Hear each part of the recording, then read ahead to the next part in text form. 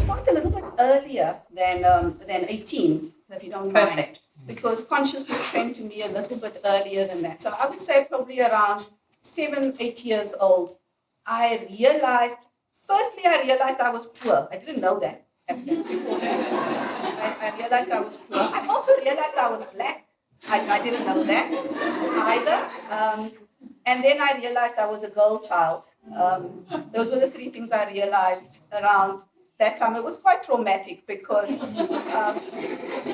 it felt to me as if God had forsaken me.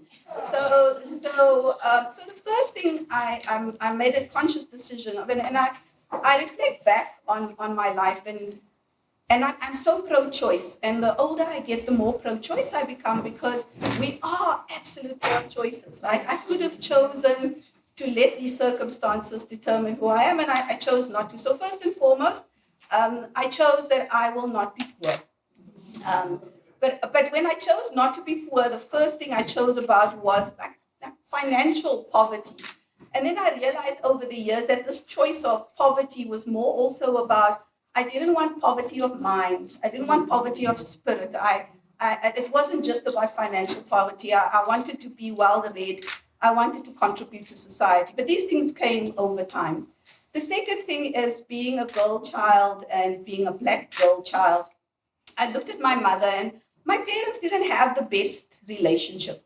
But my mother was a housewife, and thank heavens for her, because she provided the grounding in our family for us as three girl children. My dad had a tough time. Even the dogs were female. So he was there for us. But they really, really struggled. And I often looked at my mother and I said, I would not put up with this. And she couldn't leave. All relationships have their own dynamic, and I don't understand the dynamic of my parents' marriage. They were together until my father passed away. So that was a special dynamic. I didn't understand it like that as a child. So I wanted to be independent. I did not want to be poor, and I was not going to let my gender define me. So I first studied medicine, and I was lucky to be able to do so. My father taught me about books, and so books were very important for me. And one day in medical school, somewhere after my 6th year, you do 7 years of medicine, my 6th year, I realized that this patient in the bed, we talk about the patient in the bed as the heart or the liver, because that's how people learn, that's how we learn.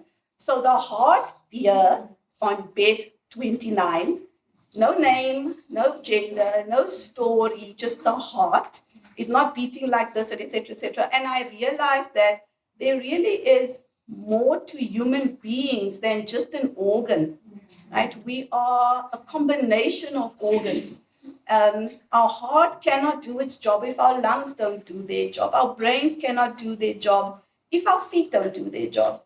And so while I loved medicine and I loved the diagnostics part, because I'm also a bit of a maths nerd, as they called them at that point in time, I realized that there was really more that I can do. So I finished medicine. I had a lovely time. I did some years in medicine, and then I decided I'm going to do something different. I had the opportunity, after studying business, to join a consulting company. And through that consulting company, I got to see so many things. I traveled to so many parts of the world.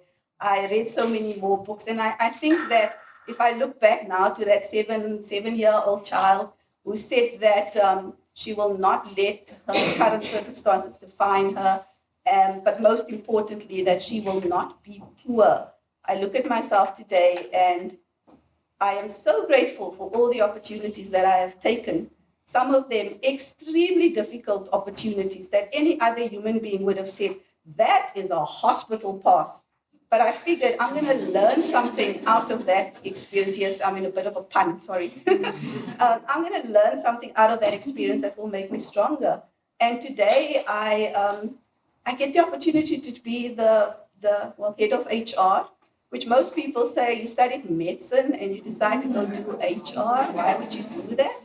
Because I believe in the possibilities of human beings, and there's just nothing more liberating to see anybody live to their true possibilities. I've managed to see that in my own life, and that's the moment, that light bulb moment I like to see in other people. So yeah, it was those kind of choices, but it started really, really early on about the choice I made of who I wanted to be.